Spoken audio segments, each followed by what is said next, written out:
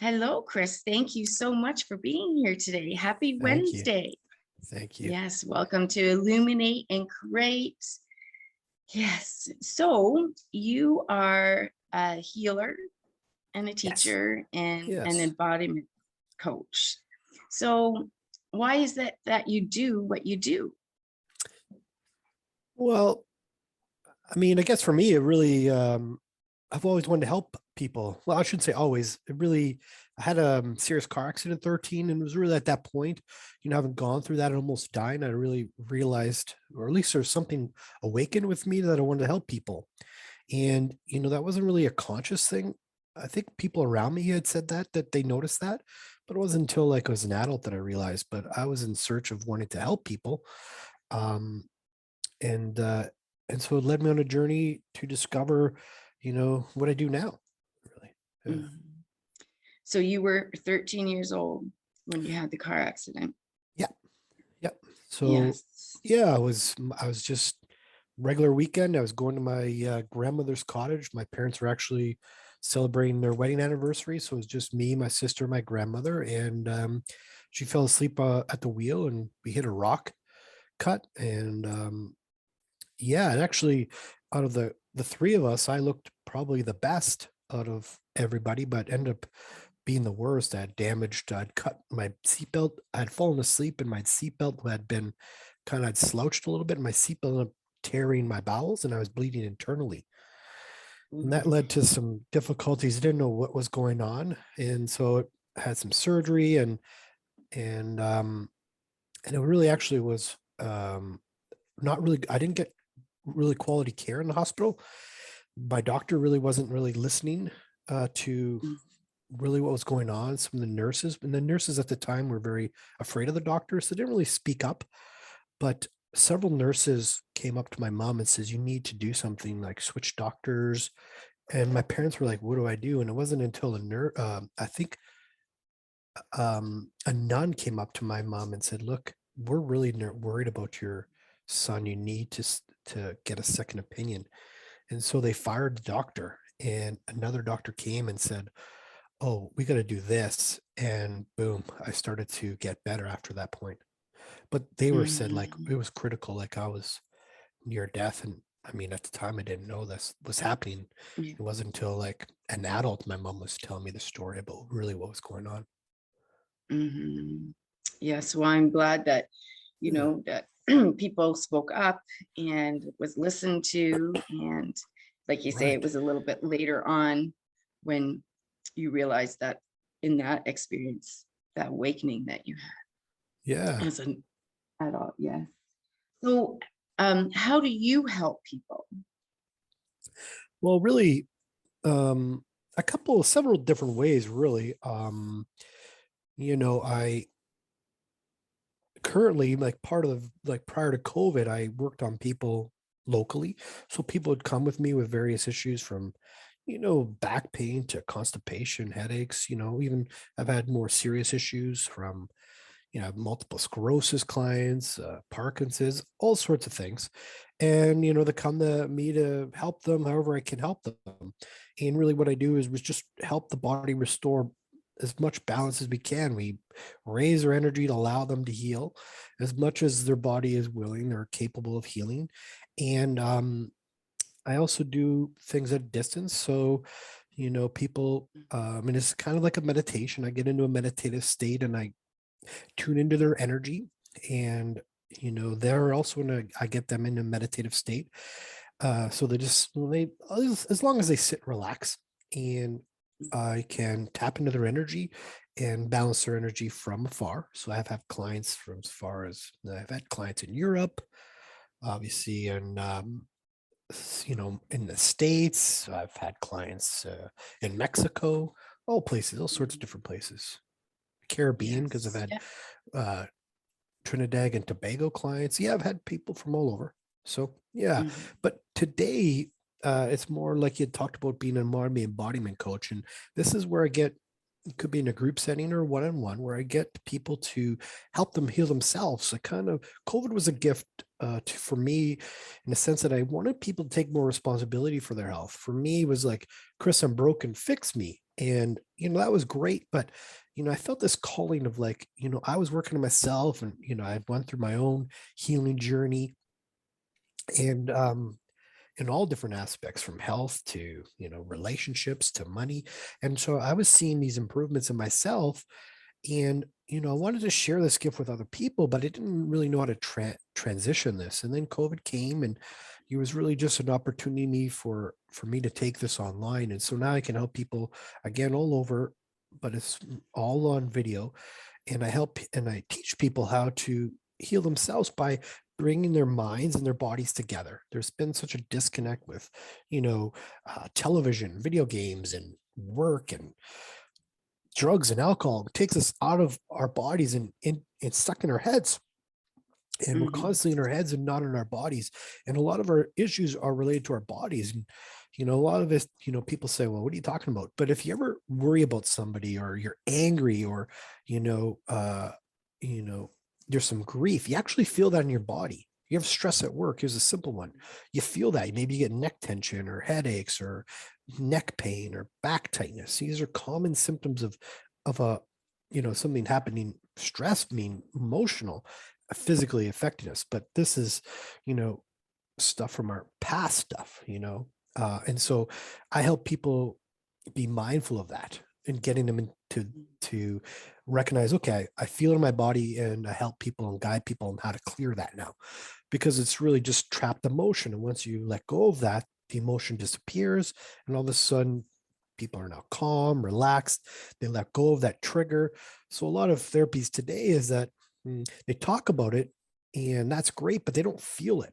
And it's really the feeling aspect of it that really helps people let go of it, because that's what your body's trying to do is help you to feel that again. And that's all I do is I teach people how to feel it and let go, let it go. So it doesn't come up anymore. So if you're triggered by something, say your neighbor's dog barking, we work through that, or all of a sudden you're not triggered by that anymore. The dog barks, but it doesn't get you angry or upset or whatever. It could be a belief about something. Maybe you have a belief about, you know, feeling not good enough or lack. I work you through that, and all of a sudden that dissipates. I mean, it's not. Some of these are a little bit more broader and deeper, but it's the same idea. Mhm. Well, that is beautiful. And I love all that you Thank you. mentioned, especially working with energy in all our bodies and systems. The physical, emotional, the mental, the spiritual ether are all energy, right? So it doesn't Right, right. matter where we are, that intention, and everybody has the ability to love and heal. And it's learning those tools and techniques and just clarifying things. So it's beautiful what you do. So, what would you Thank you. say is your greatest success story with someone that you've worked with? And what did you learn from that experience? Yeah, that's a good question. Mm. I mean, there's a couple that come to mind, because there's different ways that I've helped people, but from a physical level, I had a client and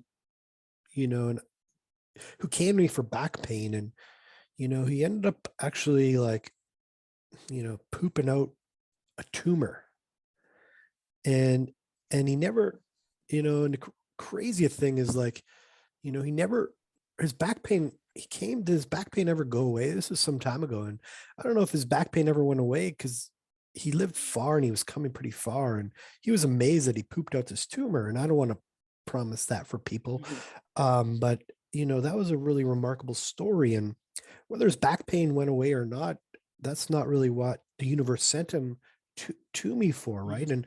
And that was a really remarkable story.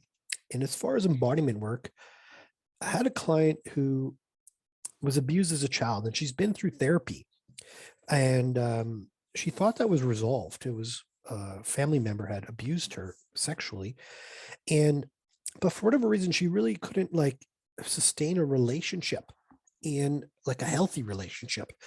And so we did some work with her in embodiment work, and she came to me, she's like, Chris, I love men. And I'm like, oh, okay. She's like, no, you don't get it. I didn't love men before, but now I can honestly say I love men. But you know there was a block or some kind of resistance that she had to let go of, that she wasn't like, that she couldn't really love a man, because of what happened. Mm. And so that was really amazing to see as well.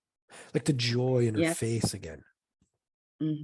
So Yeah. whatever happened with the work that you guys did, it helped her transition to feeling Right. um, comfortable and safe within her temple as a female, Right. and be Yeah. That's a great way work of past that saying it. experience. Right. And so Yeah. what all it is that there was a block there. And so there was some kind of resistance, right? And a lot of times we don't see that. So I help people see what's in the way, and that goes away. And what's left, like you said, is like this awareness again that was always there, but we can't see it because it's like a mountain is in the way of what's behind. And we just cut the mountain off or eliminate the mountain. All of a sudden it's like, boom, it's that beautiful sunny day that you've been looking for, that's been hiding behind this big mountain. That's, you can see sun around it, but it's been, you know, covered by mountain. So yeah. Yeah. And then that client that you were speaking of that had the back pain and the tumor, and that's, what happens is we're divine souls here for a human experience, and then sometimes we Right. just get stuck in that one thing and take on that identity. But as we do the energy work, as we do the healing, right, it's that person given permission for the soul to heal. Your soul already knows it, so it's like, he was able to move that out, right? Because it caused a blockage, like you're speaking of, in the Right. bodies and systems, a disease because the energy couldn't flow, which turned into a disease, but he was able to get rid of that through working with you. Right. Yeah. So that So was, amazing, yeah. incredible. Yeah. Yeah. Thank you. Work. So what would be like I don't like to use the word failure, but like a difficult story with someone that you've worked with? And how Right. did you recover from it? And what did you learn? Hmm. Yes. Yeah. I guess for me, really, um, you know, even like having this conversation, like, I think the biggest difficulty was with myself because really, um, even for me to share these stories of like these successes, had I not done some of the work they've done on myself, I could have never have done that because, early on in my work, you know, I could see 100 people and 99 of the people are feeling fantastic. They feel better. They're grateful. Maybe not nine, say even 97, but I'm focused on the three that didn't get better. And I could not even tell you like, about this guy that had the back pain that, I would not, that doesn't, wouldn't even cross my mind because I was only focused on the three that I couldn't get better. And, it wasn't until I kind of like even a friend said, Chris, like you just told me about another story in passing about this incredible story. And here you are just, and I couldn't get past that. I was just like, you know, I wanted everyone to feel better. And those three just drove my, and I got my own way. So I realized like, look, I can't help everybody. And it's okay to have these successes and share these successes because I wouldn't have, I feel like it's gloating or, bragging and, or overconfidence or, whatever. I'd have a story around that. So I would never share those successes. And so I think I was my own way. Did I help everyone? No, I had my own fair of, difficulty clients. I've had people that, maybe didn't get better or didn't get as well as they wanted to, and I would, and sometimes, I'd blame myself about those three. Mhm. But in what I learned is like, I can't get everybody better. And some people don't want to be better. You Mhm. know, I had people that were feeling better. My own grandfather, he came in for one visit and felt better and he's out, that day he's out cutting wood at his cottage. He was, um, and then the pain came back again. Oh, it didn't work, Chris.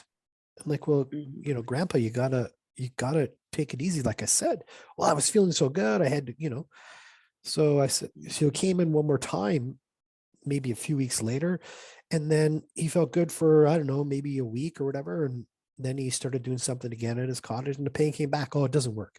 And that was like his whole story, his whole life. And I told him, like, look, you know, um, it's nothing. You can't take a pill one time. You can't exercise one time. You can't, it's a process, like when have you ever been out of pain for a week, but some people just don't want to see the changes or don't want to be better. And, that's my own family. And I had those clients too.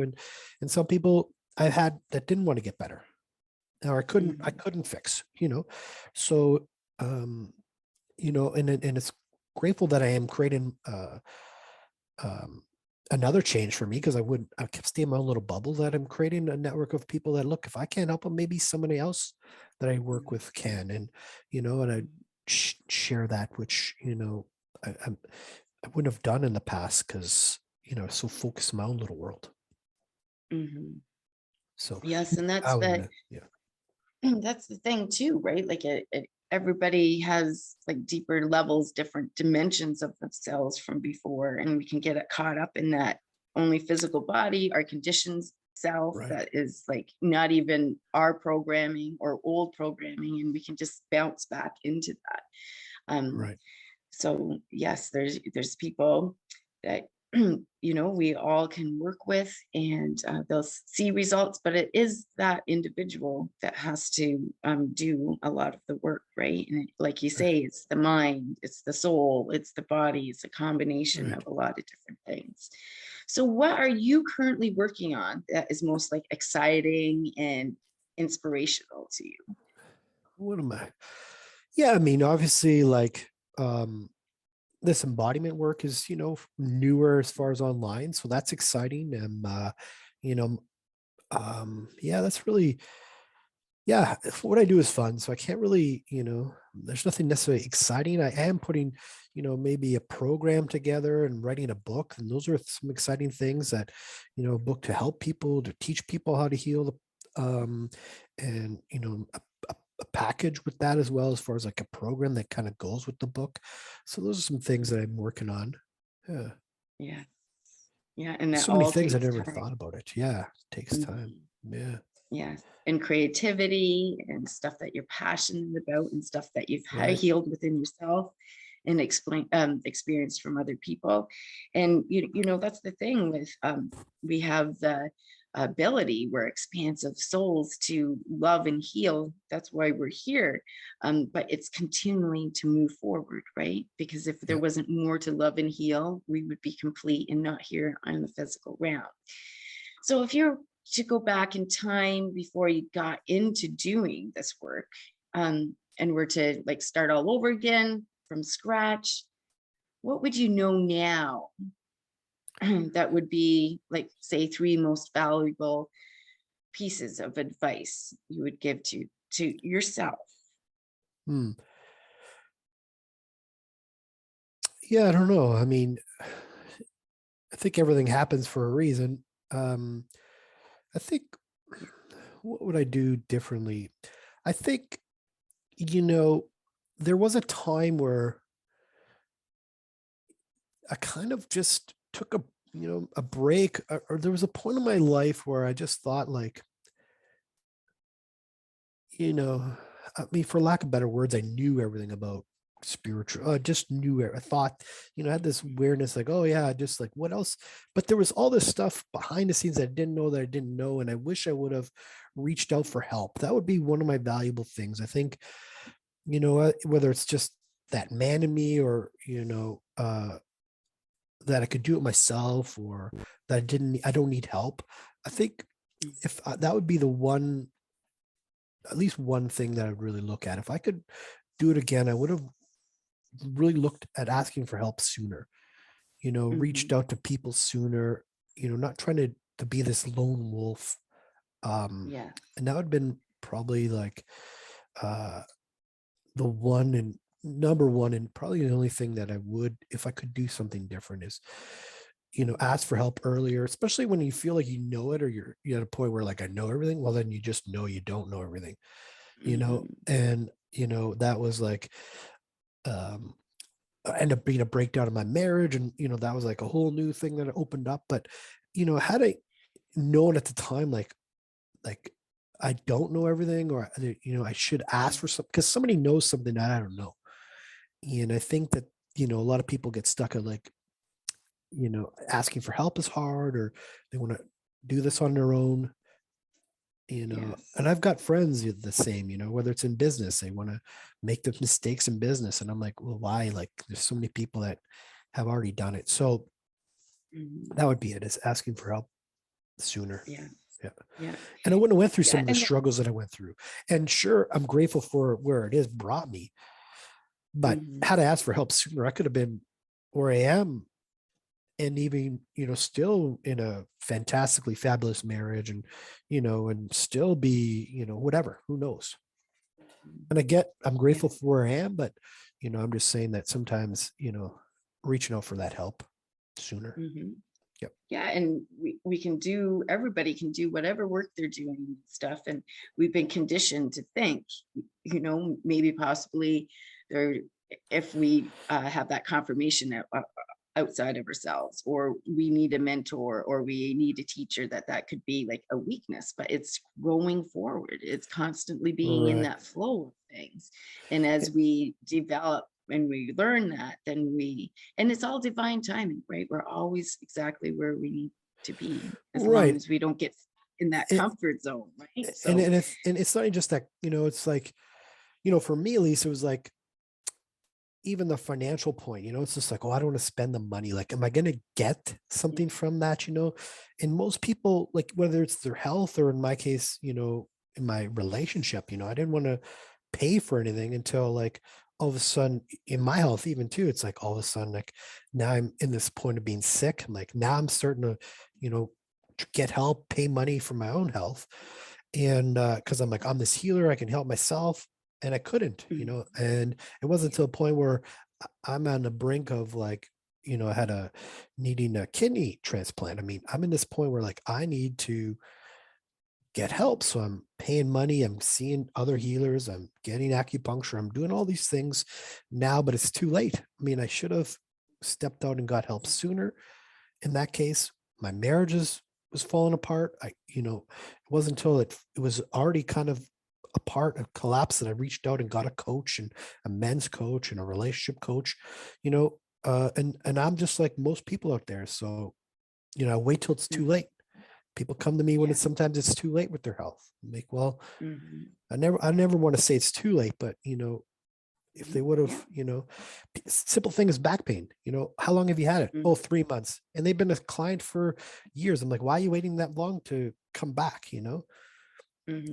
It's just that mentality that we have, like, oh, I got to spend money, or Yes. whatever it is that's stopping you from coming in. And for me, it was partly money, partly maybe my own ego. Yeah. Mhm. So, yeah, And time too. Time can, and that's all that sure. conditioned self, right? I'm not Right. worthy to spend this much on myself, or I'm not Right. of value, or there's not Right. time. That's all that old programming. It's all that Yeah. stuff that's not even in our belief system, right? And it's Yeah. there for everybody, because we're all divine, unique souls having a human experience. So it does come up. And sometimes it's like a Right. toddler, and sometimes it's right there. But that part just needs to be healed, and for us to recognize. Well, thank Right. you for all your sharing. Now, how Thank you. can we support you? Do you have like a website? How would you like people to Yeah. find you? So, yeah, I got a couple. I mean, I guess, yeah, my website, it's www.belfry, BELFRY, wellness.com. There you can see my options for what I do. And you can check me out, Chris Belfry, on my YouTube channel. I have, a ton of videos that you can watch for free. There's some free meditations on there. And, I do a weekly free call on meetups. So there's lots of different ways. If you want to reach out to me and just ask some questions, feel free to do that. And you can do that on my website as well. Yes. Yeah. Well, thank you so much. And I'll get you to drop those links down below in the comments, so people can see Awesome. them and reach out to you. Thank you. Thank you. But thank you. I love the work that you do. I Thank you love your kindly.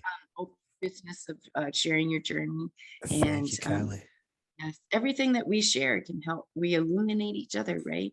Everything can help other people. So thank you so Absolutely. much, Chris. Absolutely. Thank you. Thank you so much for having me. And I wish you all the very best. All Have right. a wonderful Yes. Wednesday. Yes, you too. And All sending right. lots of love. Lots of Okay. love to you and everybody out there. Take care. All right. Bye Bye now. bye.